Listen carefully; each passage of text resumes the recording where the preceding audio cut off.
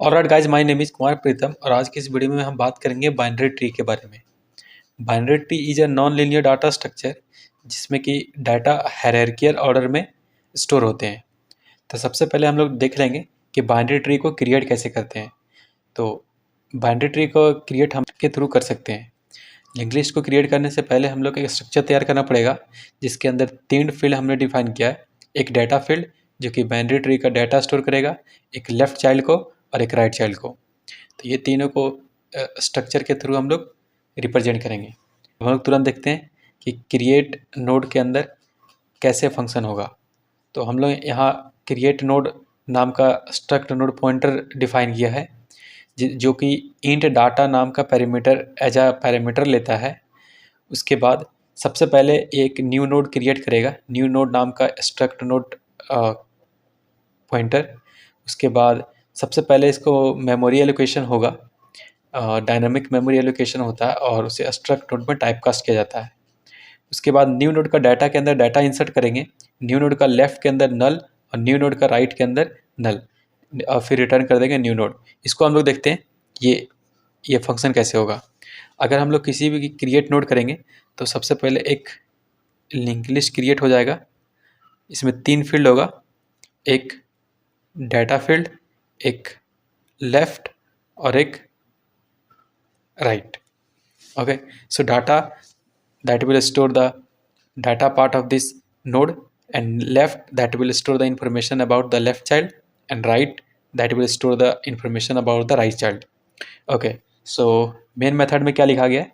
Main method में सबसे पहले एक रूट नोड क्रिएट किया गया है जिसके अंदर क्रिएट नोड 1 पैरामीटर का जो वैल्यू आएगा वो असाइन किया जाएगा।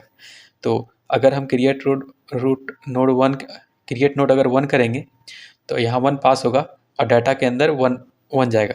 तो डाटा के अंदर यहाँ हम 1 लिख देंगे और दोनों लेफ्ट राइट दोनों अभी नल हो जाएगा। अब हम लोग देखेंगे कि रूट का लेफ्ट में क्रिएट नोड 2 किया गया है। तो ये रूट नोड है, ये हमारा रूट नोड है। तो इसका लेफ्ट में क्रिएट नोड में 2 एज अ पैरामीटर पास हुआ है और जो भी रिजल्ट आया उसे इसमें स्टोर किया जाएगा।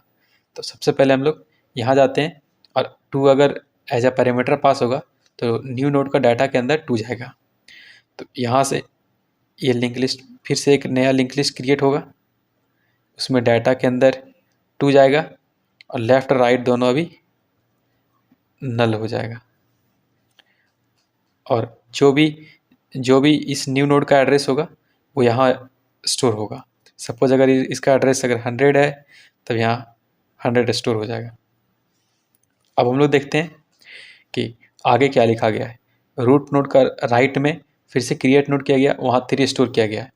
तो ये रूट नोड का राइट चाइल्ड में फिर से एक नया लिंक लिस्ट क्रिएट होगा जिसका डाटा पार्ट में 3 आएगा और लेफ्ट के अंदर नल और राइट के अंदर भी नल आएगा। ठीक है, इस तरह से हमने एक basic structure of binary tree देख लिया है। अब इसके इक्विवेलेंट हम लोग बाइनरी ट्री अगर बनाने के लिए जाएंगे तो कुछ इस तरह से आएगा। ये रूट नोड है, इसके 2 चाइल्ड है, एक 2 और एक 3। हम चाहें तो इस बाइनरी ट्री को प्रिंट भी करवा सकते हैं, जिसके लिए हमने यहाँ फंक्शन लिखा है कि print f the binary tree is print f %d root का डाटा पहले ये प्रिंट होगा। उसके बाद प्रिंट एफ % रूट का लेफ्ट का डाटा, रूट का राइट का डाटा, फिर रूट का लेफ्ट का डाटा प्रिंट होगा, फिर रूट का राइट का डाटा प्रिंट होगा।